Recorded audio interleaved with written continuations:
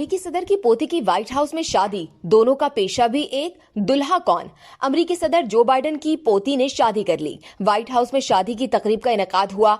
28 साल न्यूमी 25 बरस के वकील पीटर नेल से शादी के बंधन में बंध गई। व्हाइट हाउस के साउथ लॉन में होने वाली निजी तकरीब में 250 के करीब मेहमानों ने शिरकत की।